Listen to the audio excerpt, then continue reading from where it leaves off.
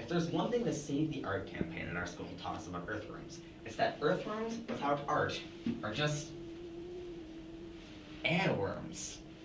Let's dive into a little bit about what they are. This is the classification of an earthworm.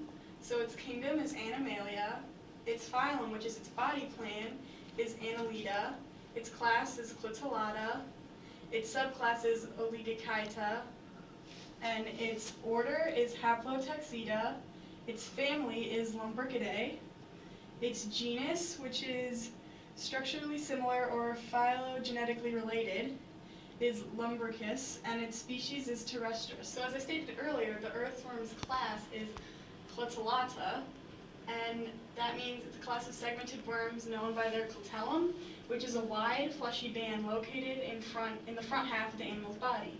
So if you look at my little drawing of an earthworm here, this is the clitellum, it's near the front of the body, and it's like wider than the rest of the worm. The digestive system of an earthworm involves the mouth, pharynx, esophagus, crop, gizzard, intestine, and anus. First, food enters through the body, through the mouth, where the pharynx uses muscular contractions to pull it into the esophagus. The food then travels down through the tube-like structure that's used as a passageway to the crop. The crop functions as a storage place for the food before being passed on to the gizzard. There it is grinded so it's small enough to pass through the small intestine. In the intestine, enzymes are secreted to chemically digest and absorb the food particles. All of the food that cannot be absorbed in the intestine gets passed out of the body through the opening called the anus. Okay, so the fetal pig also has a mouth, pharynx, esophagus, intestine, and anus. But it also has a stomach, colon, or large intestine, and a rectum. And so the fetal pig will also pass food through the mouth to the pharynx, in the back of its throat, and then to the esophagus. The esophagus in a fetal pig does not pass food directly to the intestine like in an earthworm, though. Instead, the food is delivered to the stomach organ, and then the intestine. Unlike the earthworm, the fetal pig then passes its food through the colon, or large intestine, and then the rectum before it exits through the anus. Earthworms breathe air in and carbon dioxide out, but they do not have noses or lungs. They breathe through their skin. Gases are exchanged between the worm's circulatory system and the environment through their moist skin. They have mucus on the skin to keep it moist so the air can dissolve in it.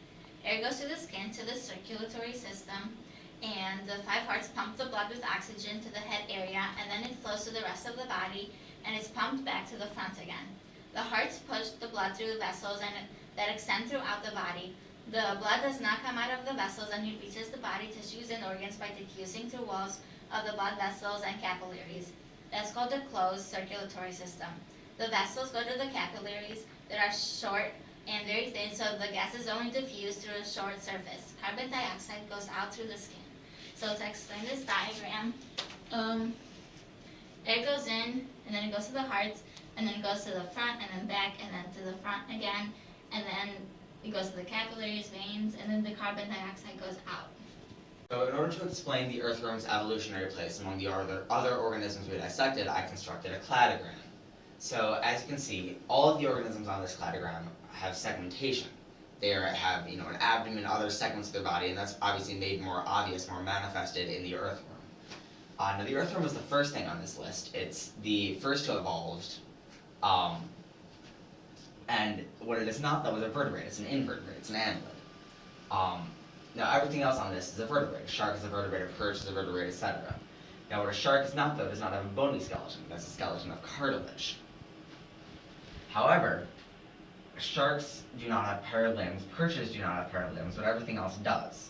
So that's paired arms, paired legs, etc. Now, a frog has paired limbs, but it does not have a 3 or 4 chambered heart, which would include having 2 atria or having 2 atria and 2 ventricles for oxygenated and deoxygenated blood. Now, turtles do have a 3 or 4 chambered heart, but they are not warm-blooded like pigeons and pigs.